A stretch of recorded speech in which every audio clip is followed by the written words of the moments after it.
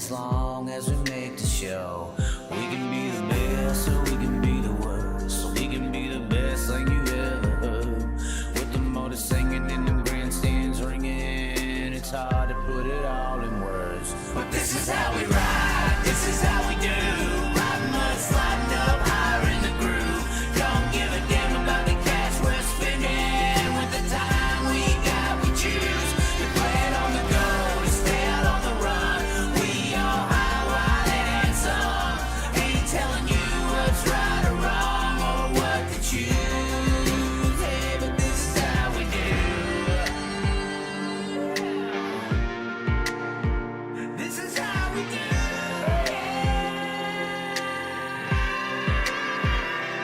Out on the dirt ovals we play, life in the bright lights with no shade. So letting her go, letting her rip, letting her fly, tossing her in sideways, living the life, letting her ride, eyesight winning to die. Cross her up on the cushion, crossing the line, cause some drama and some bullshit they didn't like. And if they don't like the move, then we're ready to fly. But this is how we ride, this is how we do. Riding mud, sliding up higher in the groove. Don't give a damn about the cash we're spending. With the time we got, we choose to play it on the go, to stay out on the run. We all high, wild, and handsome.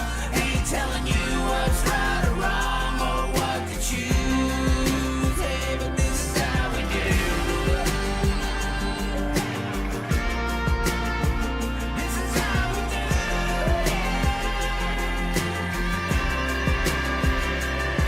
is how we roll, this is how we do. It's not for everybody but the chosen few. And we pray, cause we know that they might not ever come back. But this is how we ride, this is how we do. Riding mud, sliding up higher in the groove. Don't give a damn about the cash we're spending. With the time we got, we choose to play it on the go. Well, hello, ladies and gentlemen. We are here today on the show. We are here with, yes, we are here. And the lights are on, but the lights are off. Gateway Dirt Nationals first night in the books. Yesterday, it was a very intriguing show. We got the typical, Gateway Dirt atmosphere. Not too much drama. I know there was some drama on the racetrack, but I don't think there was as much as I guess some people wanted. I saw how some people were wanting more drama, and I just don't get that part personally. I mean, the racing I thought was some of the best racing we have seen in 2025, honestly. I mean, for a short track late model race on a track that small, I mean, the track was pretty phenomenal. The racing was pretty good. The modifieds, extremely underrated. How about Dallin Murdy looking really good right out of the box? Of course, it's a modified. It's not a late model. We're still very much anticipating the future of Dallin Murdy. Of course, we were calling for Ricky Thornton Jr. to get his late model chances, and he's going to take over the late model world all them years ago. Look what happened there. I think Murdy's the closest thing to doing that, kind of coming out of, the IMCA ranks, the heavy competition that I think is somewhat,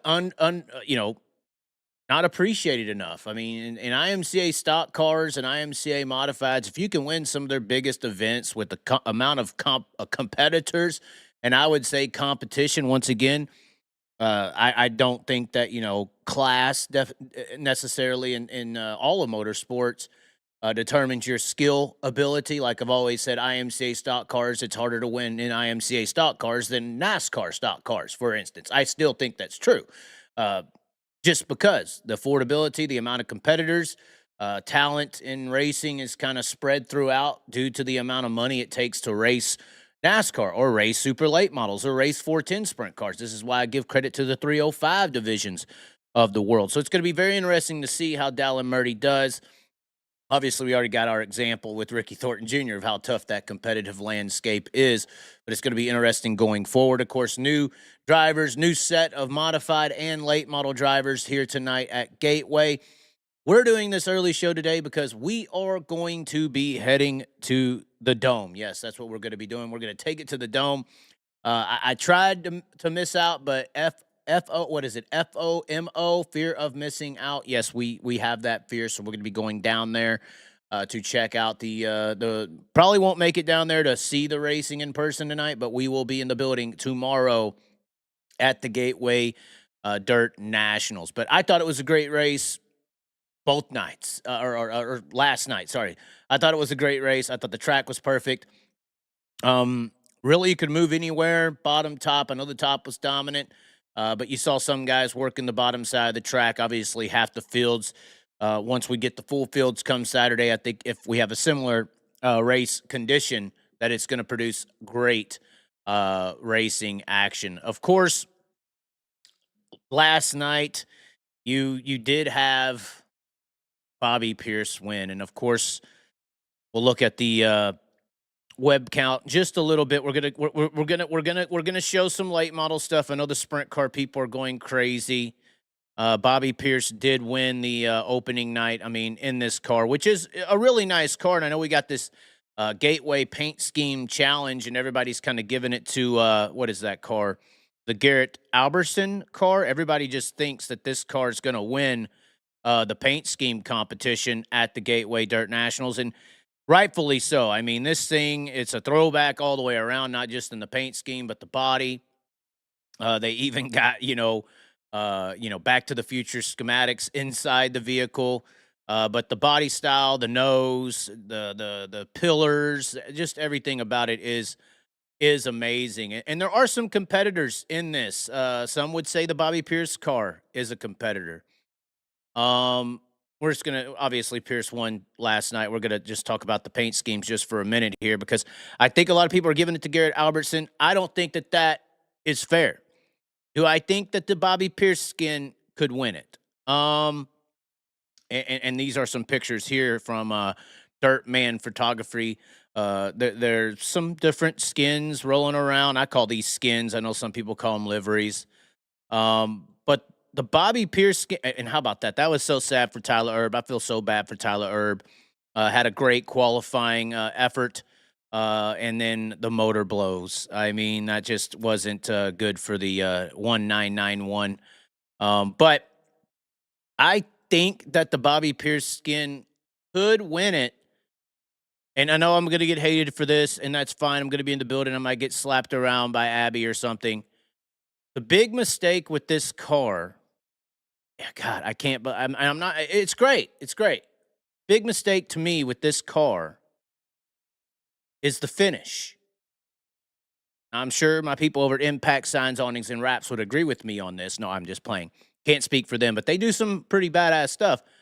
The finish, the lamination of this car is in my opinion, what could cost it the, paint scheme competition here. Now, what do I mean by that? What I mean by that is the whole car is finished in a gloss. So a gloss finish is why you see like the white there on the nose, for instance. I ain't going to pull up other pictures of this car. I don't want to, pull it apart. But you see there on the nose, the little white reflection. So gloss and finish technically is the reflection of the car. Now, sometimes we see like overlays with vinyl and stuff. We see the little sparkles and we see the chromes that are really highly reflective. And then there's a matte finish, which basically is close to zero reflection. You wouldn't see the reflection, that gloss shininess would be a matte finish. I think that something like this paint scheme with Bobby Pierce, not trying to tear it apart or say anything. I just think that this was an element that could have maybe contended with it because this Garrett Albertson car, I mean, you're up against Godzilla here. You got to be King Kong. I think the reason this may not be King Kong is because of the lack of attention to detail in the finish of the paint scheme. That's all. Once again, everybody could hate me. I'll get slapped around in the pitting area. That's fine. But I think if you could have mixed this up with some matte, maybe if you wanted some gloss, some shininess, and especially on the rust. Rust is a, kind of a literal, like on a vehicle. It's when the gloss or the primer has, been rusted away, and it has no reflection. It's a rust look. I think if you're trying to make that rust or melted look, it depends on which ones you're going for. To me, it looked like a bit of a rust. You would have no shine, and then maybe on some other elements of the car, you would have a reflectiveness. So you would have some depth to the overall car. I think with it just being a full gloss finish, it kind of ruins the depth that this paint scheme, this design's amazing. I think it once again going up against Garrett. I think that's where this one missed the mark just a little bit. Now, once again, it still could contend. It's a really nice car. I just think you would have had some depth with the matte, with the gloss, maybe even throw some reflections in there, in the eyes of this thing on the hood. I just think there could have been some depth put to it. That's all. Once again, not trying to be mean. Not trying to be mean. Once we get to the Outlaw schedule, we're going to be mean, but not trying to be mean. Thanks, Dirtman Photography, for that picture. Now, I do think there are some contenders here. Obviously, Jason Fager with the 25 machine, he's going to have a shot at this thing. There's no way you could say he won't. It's the Ken Schrader throwback. Of course, for those who don't know it, Ken Schrader took over for Tim Richmond at Hendrick when that whole situation happened. At least that's who became the successor. This is a very nice, classic, clean race car. Once again, good on the depths, good on the reflection. It has the green chrome. It has everything. Once again, some depth to the car. That's going to be a contender. And then, honestly, one I didn't see even coming. When they were showing it, and I'm like, man, I even remember that car, and I'm not even a late model guy. This thing, this Tyler Peterson, who ran very well, mind you. I really like this paint job, this rocket throwback. I thought it was extremely appealing. It's not a it's not a full-blown throwback with the body and everything. Once again, Garrett's got that one nailed it out of the park.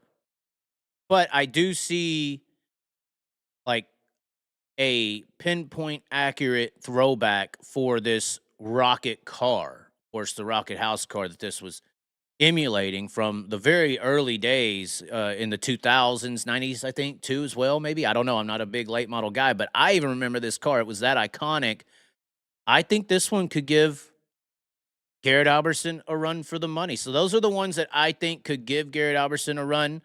Obviously, the Garrett Albertson car is just, my God. I mean, I understand how people are saying it's not even close. I mean, the beauty of the fabrication, the attention to detail. I mean, it's just that damn good. I mean, it just is. How can you beat this? If you can, maybe the Pierce success will do it. Maybe the St. Louis, graciousness of Ken Schrader will. It's a beautiful car. Maybe the Rocket trilogy can here as well, but I don't know if you can beat. I don't know. It's going to be extremely tough to beat that car. Let's see what the chat's saying.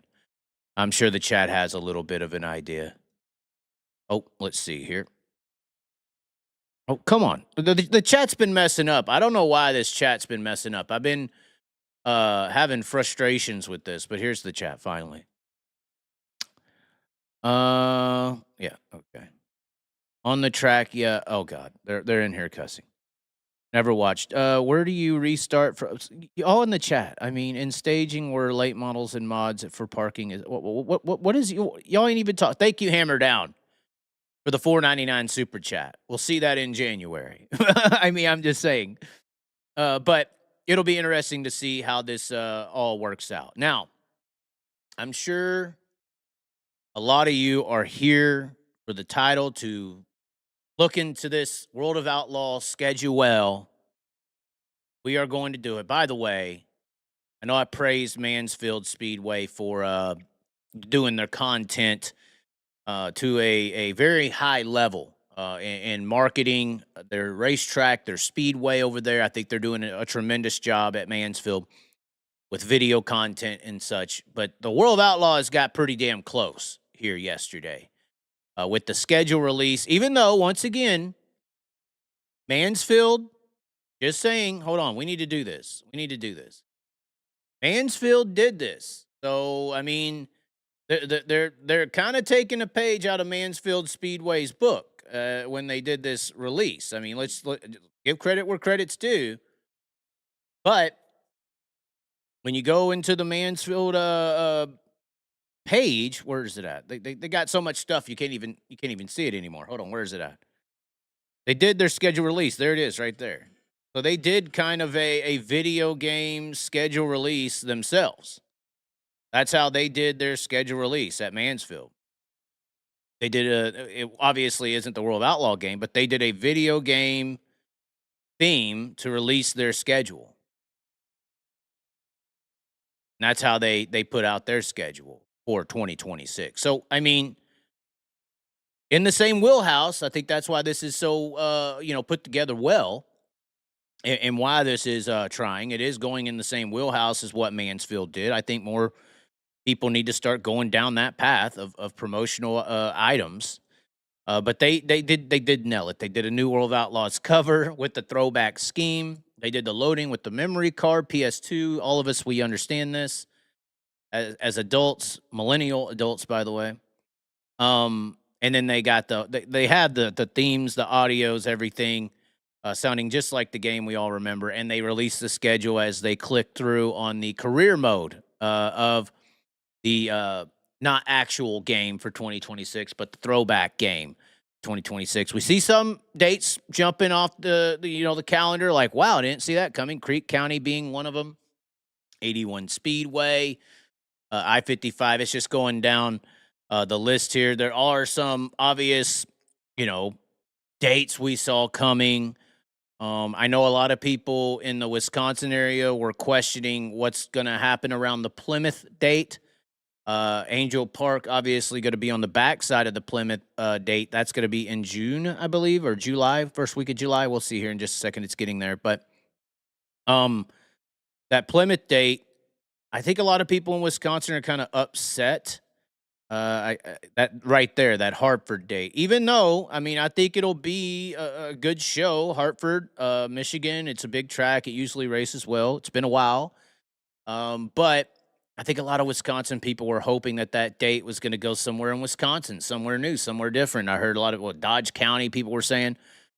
But leading up into the Plymouth date, it's going to be in Michigan, which is going to be an interesting drive in a way. I mean, they're up there in North Dakota and everything.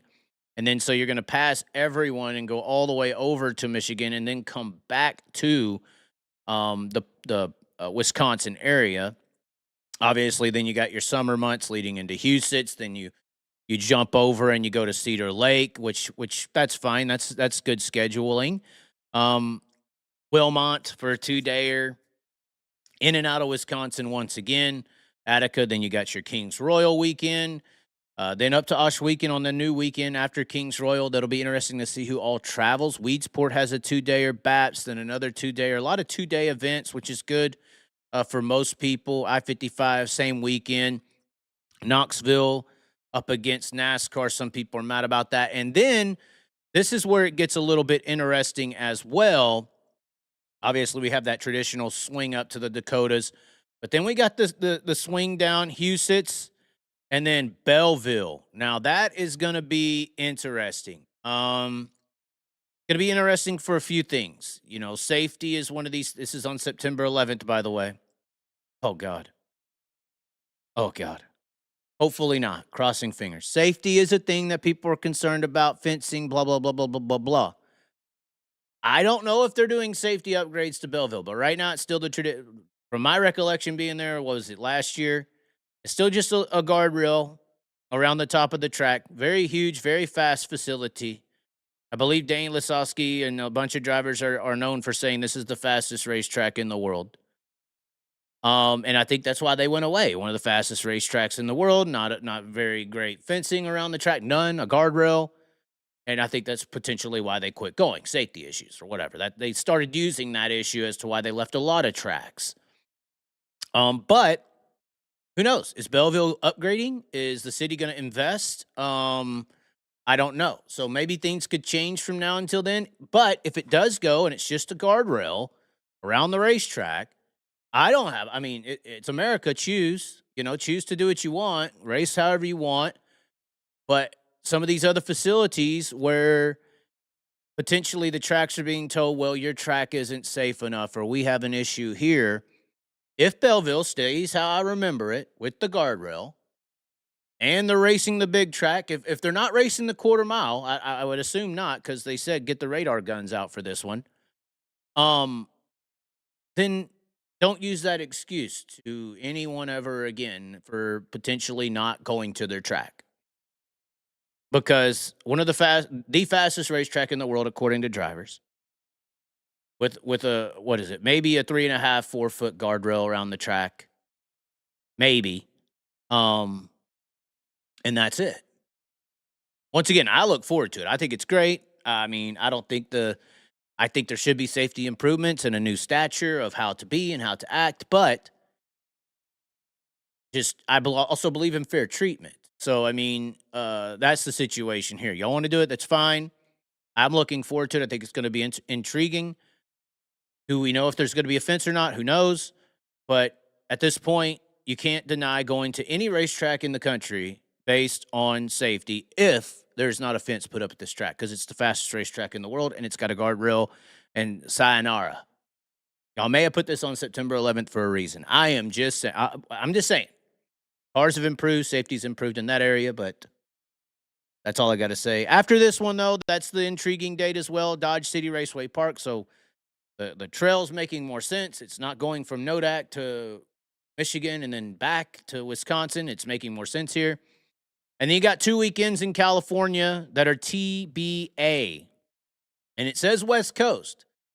So when it says West Coast, that doesn't always mean California. What West Coast areas could you be potentially talking about? I know, Oregon has a few nice facilities. Willamette's a really nice facility.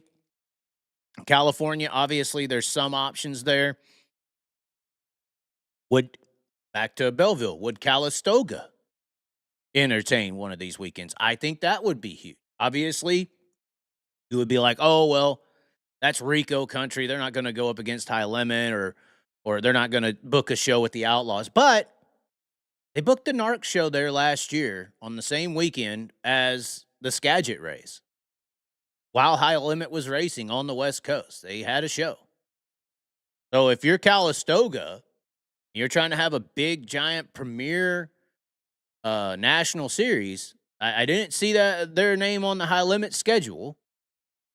So maybe one of these weekends is going to be a Calistoga date, potentially. I think that would be huge for what they're trying to do there. We'll see.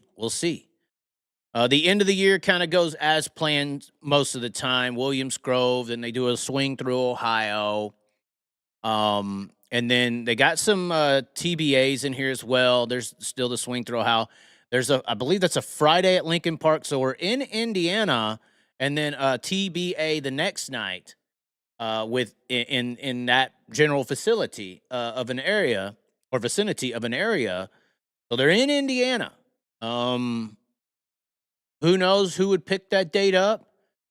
There's a lot of badass Indiana bull rings. I know Kokomo is known by most, and they are we'll just say it, a high limit racetrack. But there's some other tracks in there that could put on a show. Paragon, I know they've been putting in a lot of investment over the years. I believe Bloomington's trying to come back up. There's some facilities around there that haven't kept up with, outlaw level, I guess, safety, or it's hard because they're a quarter mile and they don't have the grandstands to fund an event.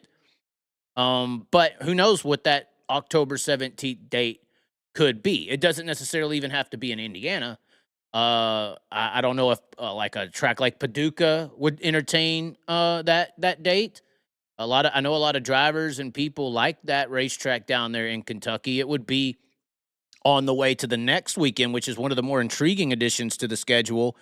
Texarkana 67 down there, the Crawleys doing an amazing job reigniting that facility. They've really been working with this short track nationals, trying to keep the lineage going with this event. And obviously losing Devil's Bowl, the history with winter nationals and everything like that, one of the only other marquee sprint car events in the South has always traditionally been the short track nationals. Of course, originally at I-30 Speedway, shifted over to Texarkana 67. I know it's had some issues with the rain. They did race though last year finally with the Power I Series as a 410 event. But this is a big step for this event. I think it's great. I think it's awesome. Potentially, with it being a 2-dayer, obviously the first night's going to be Jason Johnson. The Jason Johnson Classic actually going to be the Friday night portion of this. And then the Saturday night going to be the Short Track Nationals officially. You could call it the Short Track Nationals. It's a 2-day event. I would still say that. Just Friday, it's going to pay more because it's the Jason Johnson Classic as well. I'd still consider it a 2-day show for the Short Track Nationals. But track size is big. They work the dirt very well down there. Crawley's doing an amazing job. And I think, quarter-mile sprint car racing severely underrated, or maybe not. Maybe not. Some people love quarter-mile sprint car racing, but a juiced-up track in October down there for 2 nights in a row with the World of Outlaws, it's going to be a show. It's going to be potentially one of the best shows of the year in sprint car racing, and it's traditionally been one of those crown jewels of 360 Southern racing, and to see it make this much of a leap, trying to basically establish a Southern jewel, if you could say. I know Winter Nationals, Spring Nationals down there at Devil's Bowl is like some of the bigger races to kick off the World of Outlaws, obviously. And this one came along later on, but has that kind of mantra in the South, especially. It's one of the things you always went to, kind of in that Jesse Hockett. Although Jesse Hockett's a little later than that, so this is probably one of the short track nationals is probably one of the only remaining sprint car races in the southern region of the United States that has any sort of legendary history behind it. So for it to take this jump and partner with the World of Outlaws is it's awesome. It's an amazing combination. I hope it is a home run. I think it will be. And obviously, I think the racing is going to be great. Once again, quarter mile high banked. This place is high banked quarter mile, long straightaways, tight corners. You just can't beat it most of the time. Last year, the Power I event was good. This is going to be grand. That's my opinion. So an amazing. That's probably the star, in my opinion, the star of this World of Outlaw release date or release schedule is this Texarkana Short Track Nationals edition. To me, this could potentially bring, some people like to always say, the Crown Jewels Knoxville Nationals, Crown Jewels Kings Royal, Williams Grove National Open. The closest one that may get there is maybe Gold Cup. You got to have lineage, you got to have payout, you got to have attendance and hype. I understand that the South is mainly a fendered area. I come from the wing side, which was just the DFW Metroplex. There is a wing presence in Arkansas as well. Been some good drivers out of this region. I mean, Gary Wright's from Hooks, Texas. That's right down the street from this facility. Probably one of the best wing sprint car drivers from the state of Texas, outside of Aaron Reitzel, maybe. Aaron Reitzel, I think, is somebody who's taken the crown of one of the best Southern race or sprint car drivers. I think he's probably leading the charge on that currently. But if you talk to people from the South, the Short Track Nationals is slow, somewhat in that vicinity of with Gold Cup even. I know it's not West Coast, and I know how cocky and arrogant you people can be on how great Gold Cup is. And yeah, it's not paying $100,000. But this race has history. This race has the Swindells, Kinsers, the Christopher Bells on the Gary Wrights on the winners list. The winners list is very prestigious. So I think that this could potentially reinvigorate this event getting close to being in that conversation. It would take another few years of successful operations, obviously, with the Outlaw partnership. But I do think that you could take this event at Texarkana with the Short Track Nationals, with the World of Outlaws, and potentially raise it into that upper echelon event category that the Short Track Nationals, honestly, 5, 10, 15 years ago was. I mean, they used to have, what was it, like 120, 140, 360 sprint cars. And before that, it was a 410 event. I mean, and it was a big event at the end of the year. So I think this is, once again, the star of the release of the schedule. And I know some people don't see it like that because the South is, y'all don't care, and it's blah, blah, blah. But big time news here. This is huge for the Southern sprint car presence and scene. Huge for the hard work that the Crawleys have put in at that track to pay off with this state as well, with the collaboration with the Short Track Nationals.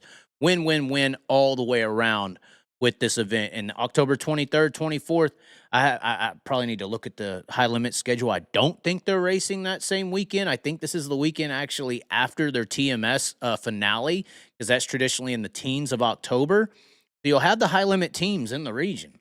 Why not stay an extra a week, race for $20,000 on Friday and Saturday? And yeah, this date right here could potentially be one of the bigger events of 2026, not just in, name and all that, but everyone being in the one facility is a huge thing in today's society to even be talked about as an elevated show, as a big time event, as a crown jewel. That's what the Kings Royal gets. That's what Knoxville gets. That's what the bigger prestigious crown Huset's gets now too. Both series, both sanctioned, superstars being at the event is what elevates it instantly.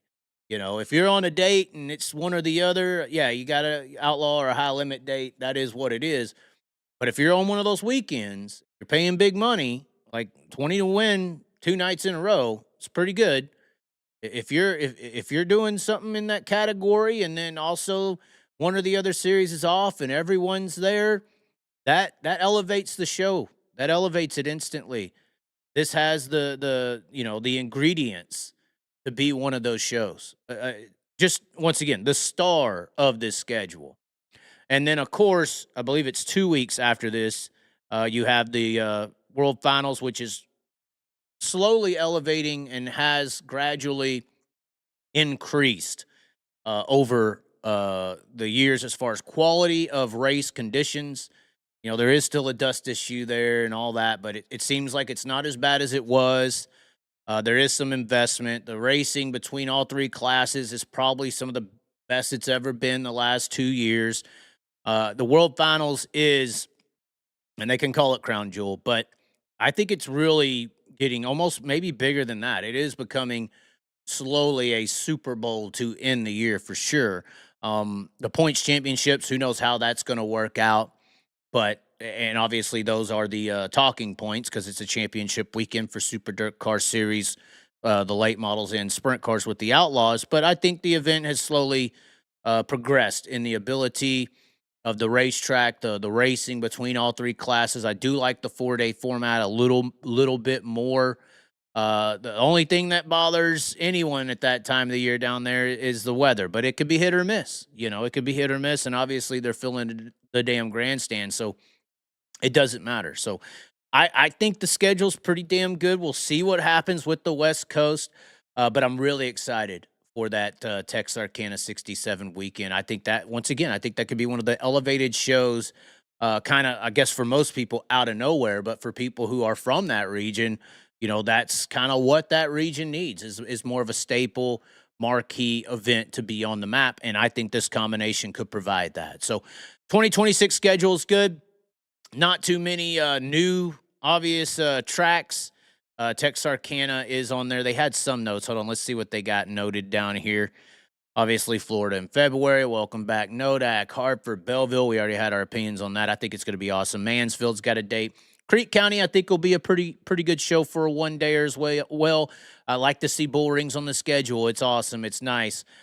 Crown Jewels. I think it could slowly, if the combination keeps going, you could slowly start seeing that short track nationals weekend slide in close. I know it's hard to get over here. It ain't got the big money, but I think it could slide in slowly into this category. Obviously, Huset's, Kings Royal, Knoxville. I guess they're saying the switch ups is Memorial Day weekend, a 2-day Tando, I guess. The Stars and Stripes salute, $20,000 to win each night. That's good for sprint cars to start paying $20,000 a night when they're doing these 2-day shows. That's getting closer to the late model world. So increase not only in the points championship, apparently $400,000 going to it, but also more single night $20,000 to win events. Knoxville and Huset's doing that on Memorial Day weekend. And then that Northeast swing, they're noting it here. That is pretty big. Obviously, Oswego, telling the backside of Kings Royal.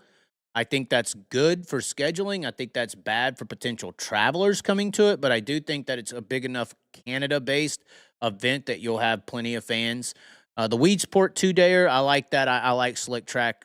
It's not short track racing, but it's slick track racing. I think that'll be entertaining for 2 days. But that is a very busy schedule in July. I mean, you got Tuesday, Wednesday at Osh weekend, and then that weekend you still got a race at Weedsport, and then you're in a midweek show at Baps, and then you're a weekend at Williams Grove. You're a World of Outlaws, so I guess that's what it means. So anyway, the only things that are open, the TBAs on the West Coast, who is going to fill those? The question marks that everyone were having about West Coast World of Outlaw Racing, they're still there. They're still there. I think, honestly, one of those weekends should be Calistoga. I think that's the best slide in for any of them. Calistoga right there. That's the ticket. Sell it. Anyway, what's the chat saying? What is the chat saying?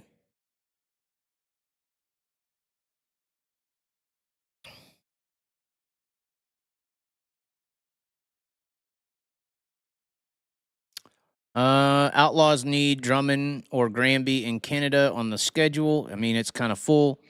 Is Belleville on the high banks or the small track? I'm excited for Lawton. Yeah, Lawton's always a good race. For sure, it's Calistoga.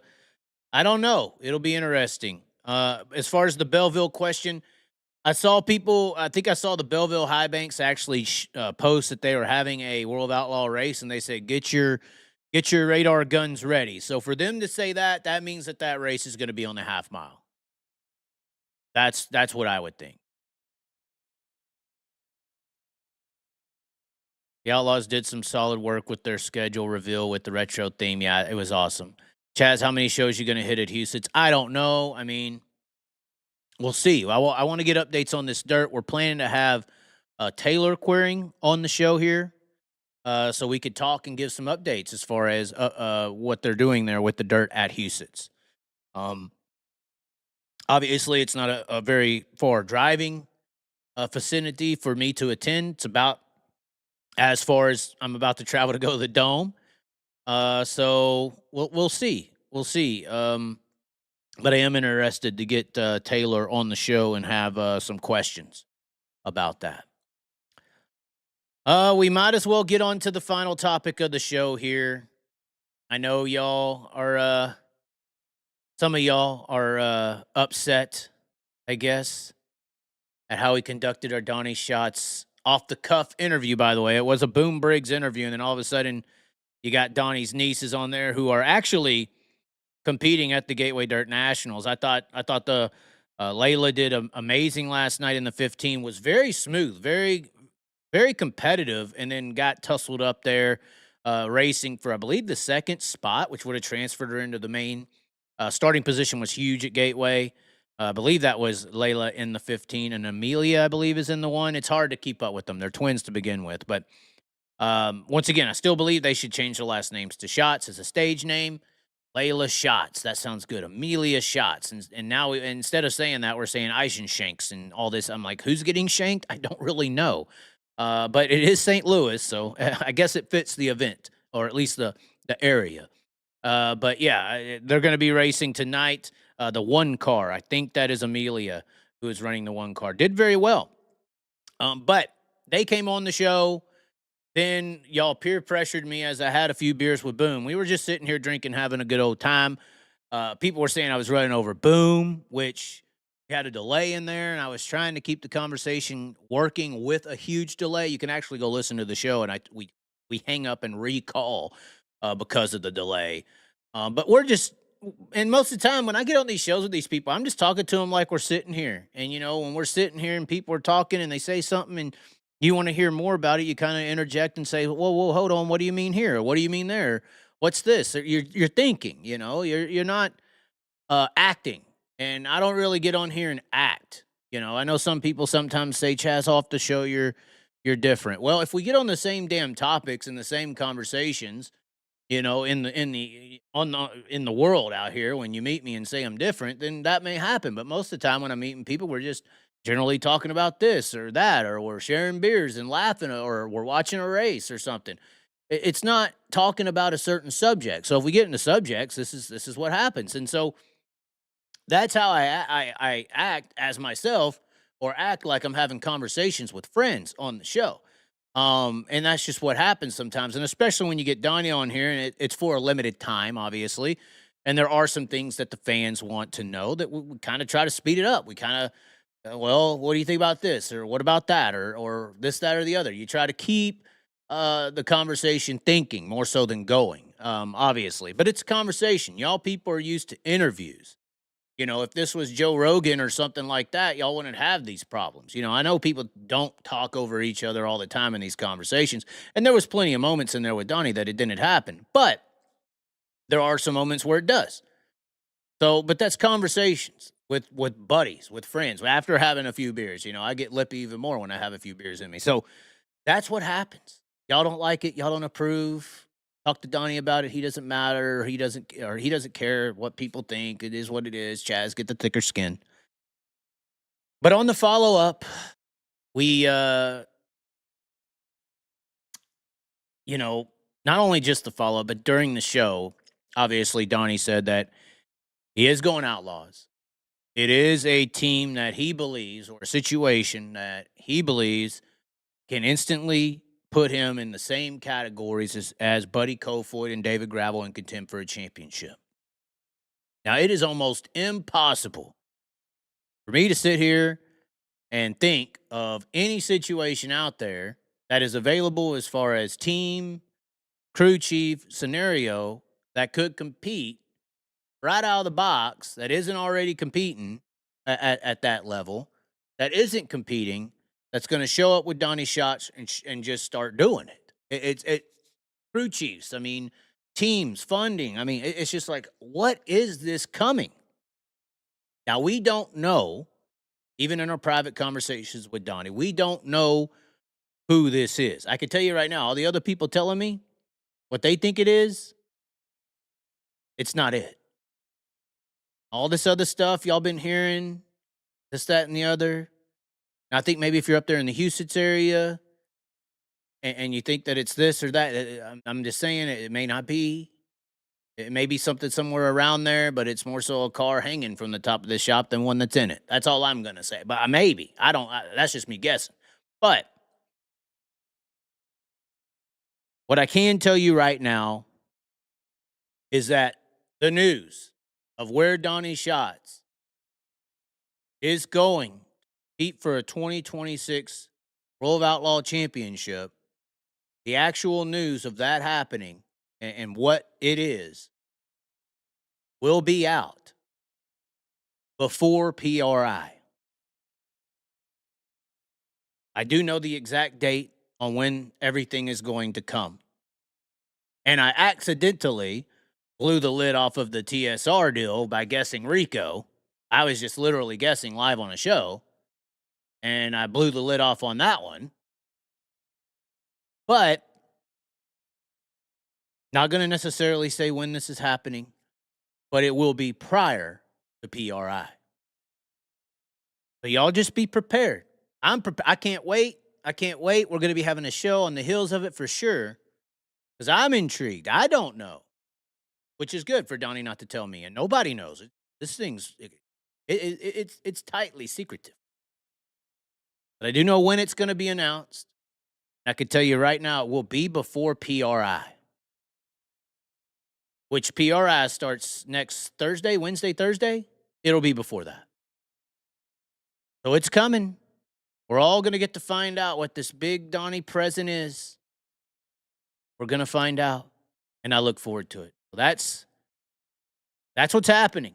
I'm not telling you when exactly. I probably could, and you wouldn't care. But I feel bad about the TSR Rico deal because I really was just guessing, and I hit it on the head. And I don't want to do that here now that I do know. So it's coming. It's coming. Less than a week away.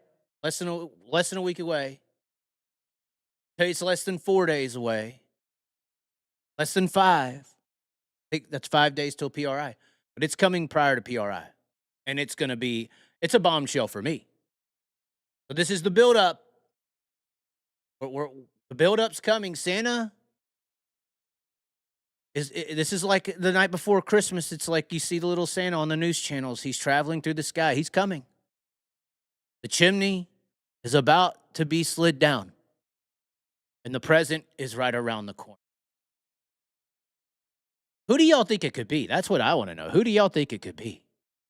Man, who's it going to be, guys? What combination? I tell you right now, it's not joining gravel. Not joining gravel.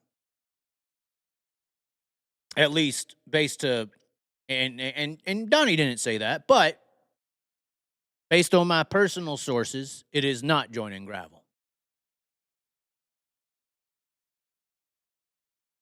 It is something interesting.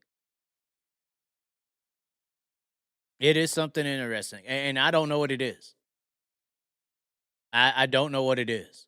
Guy Forbrook, I didn't think about that. Lunstra, that's one that maybe.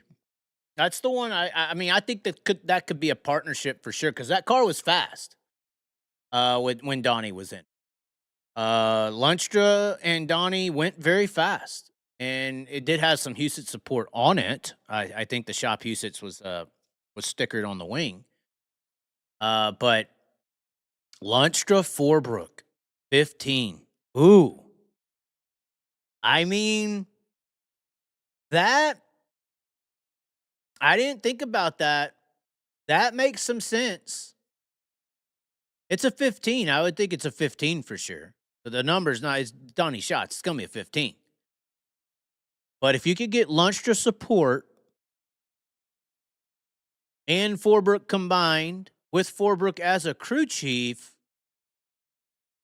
that's definitely two legends coming together.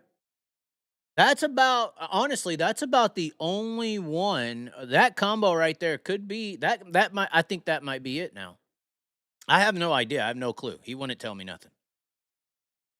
But Lunstra Forbrook, I do think Lunstra has the ability financial-wise to make that happen. I think Donnie could get some partners to make that happen. Forbrook would be the question mark, I think. Forbrook would be the question mark. I don't know. I mean, does he want to go on the tour full time? I mean, that's the hard part. The World of Outlaws is tough on the road. I mean, all that time, that's the hard part for anyone. And especially somebody who's so accomplished as Forbrook, and you would think somebody so accomplished as Donnie to commit to the full-time Outlaw schedule, that would be a tough combination. Very tough. Forbrook Lunstra with Kevin Swindell on the wrenches. Huh. How you doing there, Lucas? We're just pulling off a show here live prior to heading out to Gateway. We will be in the Dome tomorrow. We'll be in the area tonight. That would be interesting. I think the Kevin Swindell's a stretch. Although he's good. That's somebody who obviously knows how to make the car go fast. Forbrook with Roth, I don't know. The second Roth operation, isn't that attempting to do something with Canon Macintosh and Toyota? I don't know if Donnie would feel as confident as he sounded the other night if it was, no offense, a Toyota. I don't think Donny Schatz and Toyota, I don't know. That doesn't really make sense to me. I would say no. I think Forbrook Lunstra, that does make sense. That does make sense. Just a huge commitment. Huge commitment. I have thought about that, Jesse James. I have thought about that. You know, it could a NASCAR entity be entering sprint car racing with the World of Outlaws, and we're just not thinking about it. Obviously, Spires with high limit, but there is some money in NASCAR industry that, spending the amount of money it takes to go on the Outlaws full time. It's not a little, but when you're comparing it to what NASCAR spends, 20 to 40 million a year, it is a tenth of the percent of that, you know? Um, Somebody like a William Byron or anybody as a racer or a team owner, you know, maybe they don't like yachts. They don't want to go buy a yacht. You know, they want to buy a sprint car team. That's about the same expense every year, you know? Hell, some would, and you could probably, there's a lot of yachts actually more expensive than a sprint car team. But it depends on what you spend when you get all that money. So it's possible you could see an outside entity come into the sport with Donnie as well. Lundstrom Forbrook with some big game money on the car as well, but not owned by Todd. I don't think that's happening. I don't know. It could happen. It could. Bubba Wallace starts a sprint car team. Oh my. Michael Jordan enters the sport with Bubba as a partner. Bam. Now we're talking. Now we can compete World of Outlaws with Amazon Prime and Flow because that's huge. Amazon Prime and Flow coming together is absolutely huge. If y'all don't understand the threat of that, y'all are, I don't know what to tell you. I don't know what to tell you. Forbrook Lundstrom.